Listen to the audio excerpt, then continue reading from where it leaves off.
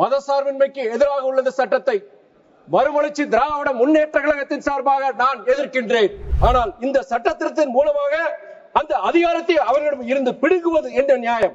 இஸ்லாமியர்களின் இறை சொத்துக்களான வக்ஃபு சொத்துக்களை இஸ்லாமியர்கள் தான் பராமரிக்க வேண்டும். அதுதான் நீதி. வக்ஃபு சொத்துக்களை நிர்வகிக்கும் இந்த வக்ஃபு வாரியத்தின் அதிகாரத்தை பறிக்கும் இந்த சட்டத்தை நான் எதிர்க்கின்றேன். Honorable member Durai Baikoji. நன்றி அவைத்தலைவர் அவர்களே.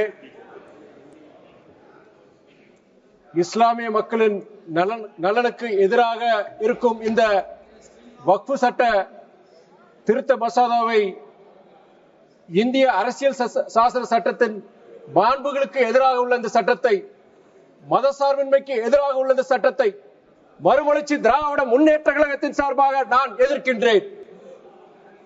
இன்டல் முஸ்ததீரஹ வல் முஸ்ததிகாத் வ அக்ரலுல்லாஹ கர்லன் ஹஸ்னன் யுலா அஃபு லஹும் வலஹும் அஜ்ருன் கரீம் என்று அரபு மொழியில் திருக்குரான் வசனம் 57:18 சொல்கின்றது. ஏழை எளிய ஆதரவற்றோருக்கு உதவி செய்வது இறைவனுக்கு கடன் கொடுப்பதற்கு சமமானது என்பதுதான் பொருள். திருக்குரானில் எல்லாம் வல்ல அல்லாஹ்வின் இந்த வார்த்தைகளை செயல்படுத்துவதற்கு மற்றும் இஸ்லாமிய மக்களின் இறைபணிகளில் ஈடுபடுவதற்கும் இந்த வக்ஃபு சொத்துக்கள் உருவாக்கப்பட்டன. இந்த வக்ஃபு சொத்துக்கள் மூலம் மதரசாக்கள், தர்காக்கள், கப்ரஸ்தான்கள் உருவாக்கப்பட்டன. இந்த வக்ஃபு சொத்துக்களில் பயனடைவர்கள் இஸ்லாமியர்கள் மட்டுமல்ல, எங்கள் தமிழ்நாட்டில் இந்துக்கள், கிறிஸ்துவர்கள் என அனைத்து மதத்தினரும் பயனடைகின்றனர். அதுபோல இஸ்லாமிய மன்னர்கள், செல்வந்தர்கள் மட்டுமல்ல, எங்கள் தமிழ்நாட்டில் பல சமூகத்தை சேர்ந்த கொடையாளர்கள் இந்த வக்ஃபு சொத்துக்களுக்கு தானம் அளித்துள்ளார்கள். அதுதான் எங்கள் தமிழ் மண்ணின் பெருமை. இதை நாடெங்கிலும் பல உதாரணங்களை நாம் காணலாம்.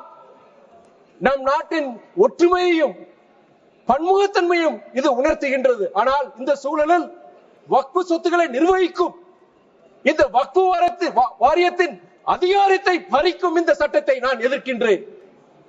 இந்த வக்ஃபு சட்ட திருத்த மசோதாவில் உள்ள சில பிழைகளில் சிலவற்றை நான் இங்கே குறிப்பிட விரும்புகின்றேன். ஒருவரின் சொத்து வக்ஃபு வாரியத்தில் உள்ளதாக கேள்வி எழுகிற போது அதை தெளிவுபடுத்தும் உரிமை வக்ஃபு வாரியத்துக்கு உள்ளது. ஆனால் இந்த சட்ட திருத்தத்தின் மூலமாக அந்த அதிகாரத்தை அவர்களிடம் இருந்து பிடுங்குவது என்ற நியாயம். வக்ஃபு வாரிய தீர்ப்பாயம் தவறு செய்தால் அதற்கு எதிராக நீதிமன்றத்துக்கு செல்லும் நடைமுறை உள்ளது. அப்படி இருக்கும் போது வக்ஃபு வாரியத்துக்குள்ள தடையில்லா சான்றிதழ் கொடுக்கும் அதிகாரத்தை பறித்து மாவட்ட ஆட்சியருக்கு கொடுக்க நினைப்பது தவறானது. அதுபோல வக்ஃபு வாரிய நிர்வாகத்திற்கு சொத்துக்களை தானம் செய்பவர்கள் குறைந்தபட்சம் 5 ஆண்டுகள் இஸ்லாத்தை கடைபிடிக்கும் நபர்களாக இருக்க வேண்டும் என்று புதிய சட்ட திருத்தத்தில் குறிப்பிடப்பட்டுள்ளது. கொடையாளர்கள் மதத்தின் அடிப்படையில் பிரிப்பது அபத்தமானது. இது வக்ஃபின் நோக்கத்தை அடியோடு சிதைக்கும் வகையில் இருக்கின்றது. மேலும் வக்ஃபு வாரியத்தில் இஸ்லாமியர்கள் அல்லாத 2 மாற்று மதத்தினரை நிர்வாகிகளாக சேர்க்க திருத்தம் மேற்கொள்ளப்பட்டுள்ளது.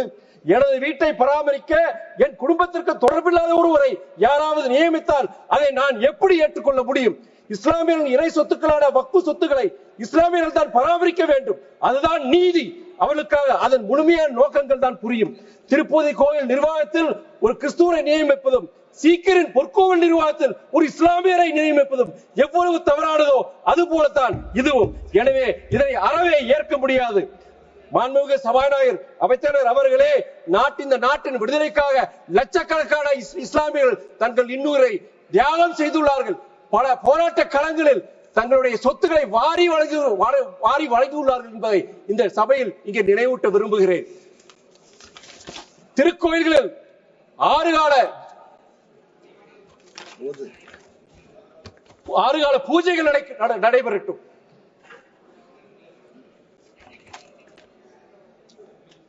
தேவாலயங்கள் ஜெபக்கூட்டங்கள் நடக்கட்டும். மசூதியில் 5 வேளையில் தொழுகைகள் நடக்கட்டும். அதே போல பகுத்தறி பிரச்சாரம் நடக்கட்டும் என்று கடந்த 60 ஆண்டுகளாக தமிழ்நாட்டின் பட்டி தொட்டி எல்லாம் மத நல்லிணக்கத்திற்காக முழங்கி அரணாக விளங்குவர் எங்கள் தலைவர் வைகோ அவர்கள். அவர் வலியுறுத்திய அந்த மத நல்லிணக்கத்தை நாடு முழுவதும் கொண்டு சேர்த்து இஸ்லாமிய அச்சுறுத்தும் வகையில் உள்ள இந்த சட்டத்தை திரும்பி பெற்று அவர்கள் உரிமையை காக்க மறுமலர்ச்சி திராவிட முன்னேற்ற கழகத்தின் சார்பாகவும் இஸ்லாமிய சகோதரின் சார்பாகவும் மாண்புமிகு தமிழக முதலமைச்சர் அண்ணன் மு க ஸ்டாலின் சார்பாகவும் நான் கேட்டுக்கொள்கிறேன். நன்றி, வணக்கம்.